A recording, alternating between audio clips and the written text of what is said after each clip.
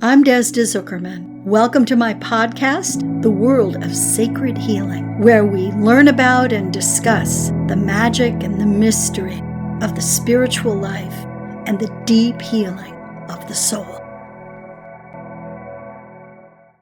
As the last rains of winter fall and wash away all of the dirt and the grime from the last year, we're now starting to see rainbows everywhere. And I'm reminded we're in the month of March when St. Patrick's Day happens.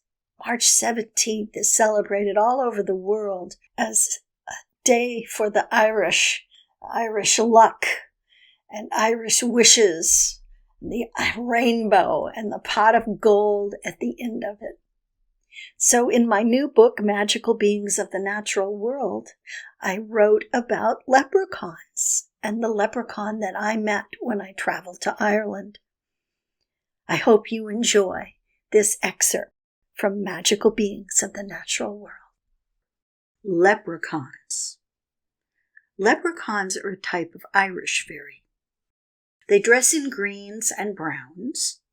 And the older males and some older females may carry a thing called a shillelagh, which is essentially a club used as a walking stick or a weapon.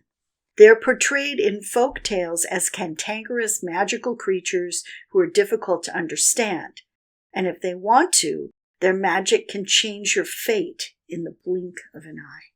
But on a whim, understood only by the leprechaun, they can cause harm if somehow upset by a breach of decorum. The legends about them are associated with money and a pot of gold that can be found at the end of the ever-present rainbow of the Irish countryside. If captured, they will buy their freedom from you with unimagined riches. They are shapeshifters and almost always have flaming red hair when appearing in their human-like miniature form. What makes leprechauns famous are their very strict rules about human interaction. The slightest little misunderstanding is liable to set them off and cause your luck to turn. They're fickle and feisty when offended, which can happen at any moment. I've only seen one once when I went to Ireland in 1970. Naturally, I went to Blarney Castle to kiss the stone that enables you, if it's your destiny, to become a great storyteller. Walking up the path to the castle from the car park, I was startled to see a little man, about 18 inches tall, dressed in the garb of an 18th century gentleman. He looked like he was middle-aged, with bright blue eyes and a craggy face. He wore a Kelly green waistcoat and well-worn shoes with a slightly raised heel that had buckles on top.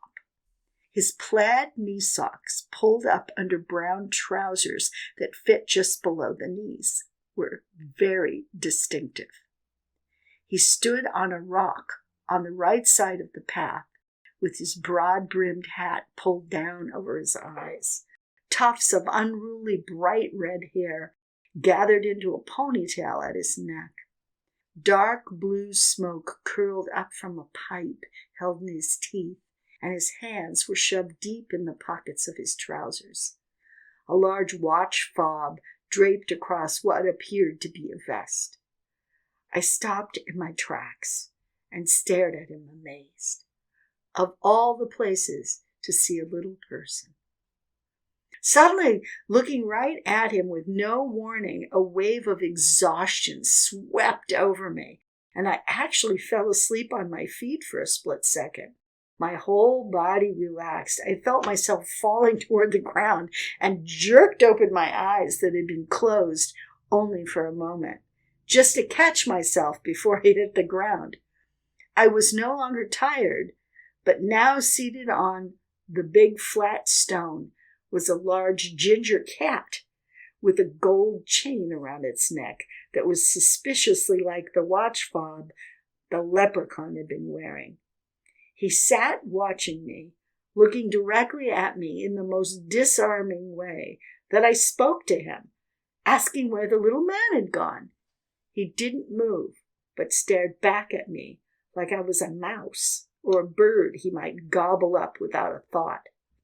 I was caught in his gaze until he abruptly jumped off the stone and went into the bush. Heart pounding, I hurried to catch my friends as they started to climb up to kiss the Barney stone. And I knew I would always remember my leprechaun. After I saw him, I felt my long, silent Irish heritage awaken in my blood, imprinting his face and his form into my heart forever. For a long time, I thought about how I could see him in his detailed and curious appearance, and even more mysteriously, how he could recognize me.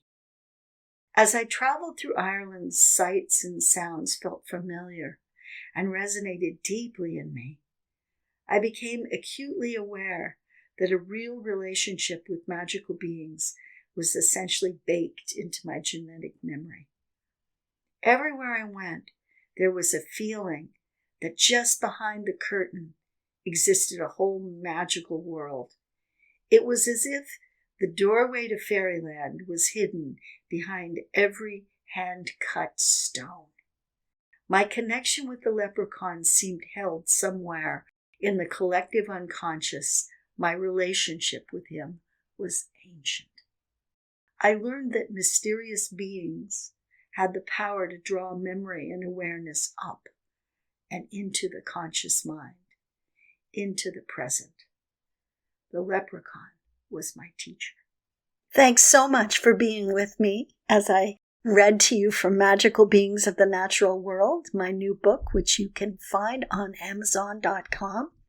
You can catch the link below or look at www.yoursacredanatomy.com for a link to the Amazon site. Looking so forward to seeing you next time. Thank you so much for joining me. I've loved spending time with you. Please don't forget to leave a review. Visit us at yoursacredanatomy.com.